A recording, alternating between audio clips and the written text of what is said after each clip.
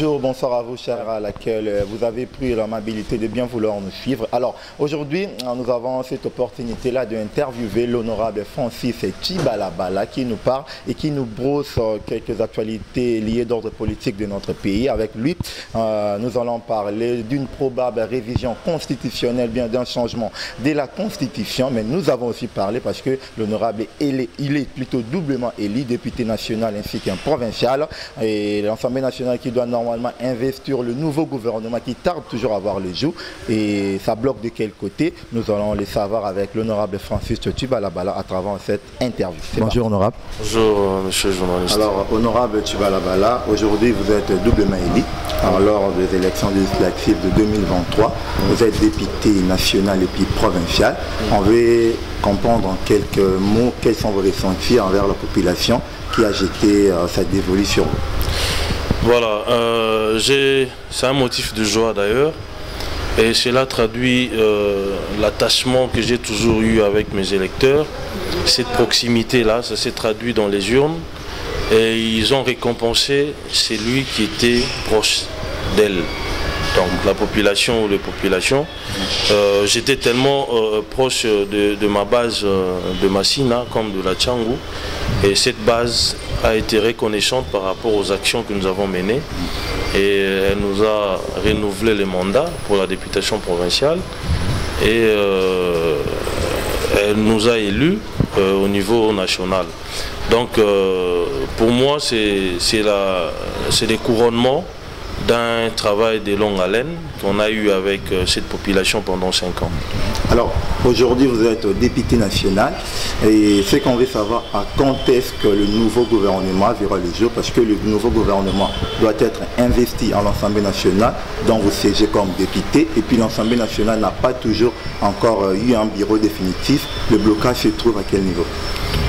Bon, déjà les 18 on aura un bureau définitif, ça c'est l'information que je vous donne. Le gouvernement viendra juste après, mais avant la fin de ce mois, on aura déjà un autre gouvernement. Donc ce n'est un secret pour personne que le gouvernement doit être investi par l'Assemblée nationale, et je crois qu'il est de bon aloi que le bureau affiche d'abord complet avant que le gouvernement ne sorte. Et je crois que avant la fin du mois, les institutions seront en place. C'est ça le plus important.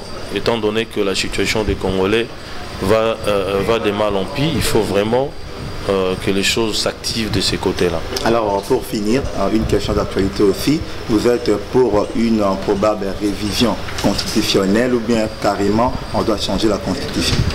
Bon, moi personnellement, j'ai toujours plaidé pour qu'on puisse retoquer la Constitution à bien des égards, parce que il y a des dispositions que moi je trouve obsolètes dans notre Constitution qui doivent être révisées, bien entendu. Et si il y a un débat comme ça, vous voyez les jours, je crois que je serai pour la révision de notre Constitution. Mais on vous taxe aussi de l'IDPS vouloir un peu tripatouiller pour rajouter le mandat au président Félix Tshisekedi. Non, je crois que le président n'a pas besoin de s'éterniser au pouvoir. Il a dit lors de son mandat passé, donc il n'a pas besoin de s'éterniser au pouvoir. Le plus important, c'est d'avoir une constitution qui soit potable. Une constitution qui ne mette pas en difficulté le fonctionnement des institutions, qui ne mette pas en difficulté les institutions entre elles. Je crois que c'est ça le plus important, une constitution qui va répondre aux desiderata des Congolais, une constitution qui sera pas une constitution qui nous a été imposée, mais une constitution qui sera le reflet de notre pays, les reflets des Congolais. Je crois que c'est ça le plus important. Et si on nous prête des intentions de nous interniser au pouvoir, je crois que ils sont libres de penser ainsi, mais c'est pas notre pensée. Nous voulons seulement mettre de cadres qui puissent faciliter justement l'émergence ou le développement de notre pays à travers une constitution qui soit constructible, au fait.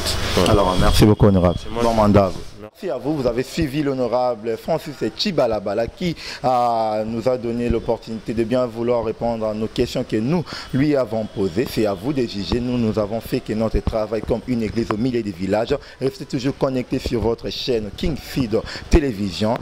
Merci.